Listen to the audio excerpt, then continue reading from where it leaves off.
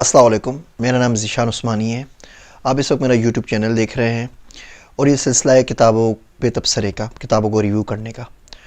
آج جس کتاب کو لے کے میں آپ کے پاس حاضر ہوا ہوں، آپ کو نہ یہ کتاب پسند آئے گی اور نہ ہی آپ کو اس سے متعلق میرا ریویو پسند آئے گا، لیکن دل کے بوجھ کو ہلکا کرنے کے لیے سوچا کہ ریویو کر ہی دوں۔ اس کتاب کا نام ہے پیتھولوجیکل الٹروازم۔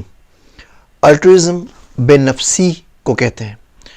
یہ وہ طریقہ ہے کہ کس طرح ہم اپنی زندگی تیاگ کر معاشرے کے لیے، ملک کے لیے، دنیا کے لیے اپنے آپ کو وقف کر دیں، کس طرح اپنے گھر کا دیا بجھا کے دوسروں کو روشنی دے سکیں، کس طرح اپنے منہ کا نوالا کسی اور کو کھلا سکیں۔ بے لوثی اور بے نفسی کا یہ کنسیپٹ بہت ہی پسند کیا جاتا ہے ہمارے معاشرے کے اندر، اور اسے لوگوں کو بہت بڑھا چڑھا کے پیش کیا جاتا ہے، بلکہ پوجا کیا جاتا ہے۔ اسی طریقے سے ہمدردی، امپیتھی بہت زیادہ پسند کی جاتی ہے کہ آپ میں احساس ہو، آپ میں ہمدردی ہو لوگوں کے لیے۔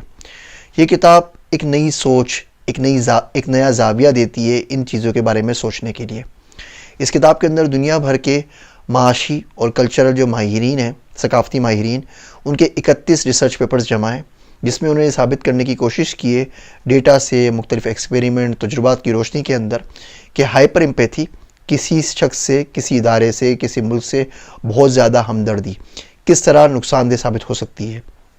الٹروازم، بے نفسی، اپنا سب کچھ تیاگ کر، اپنے بارے میں فکر نہیں کر کے کس طریقے سے ہم مختلف مشکلات کا شکار ہو سکتے ہیں۔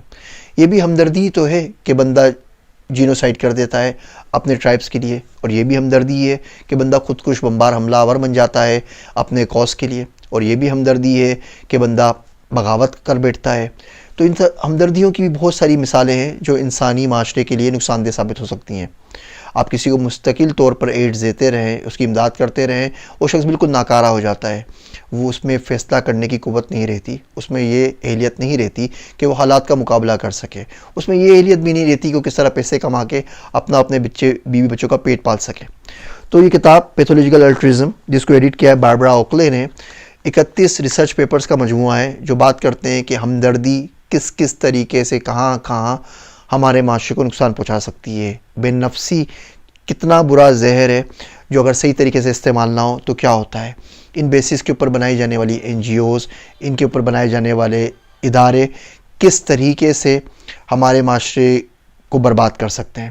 ایک آپ کو نیا پرسپیکٹیو دے گی۔ اس کتاب کو ضرور پڑھیں، امید ہے آپ کو بہت کچھ سیکھنے کو ملے گا۔ آپ سب کا شکریہ، آپ سب کا ذیشان عثمانی۔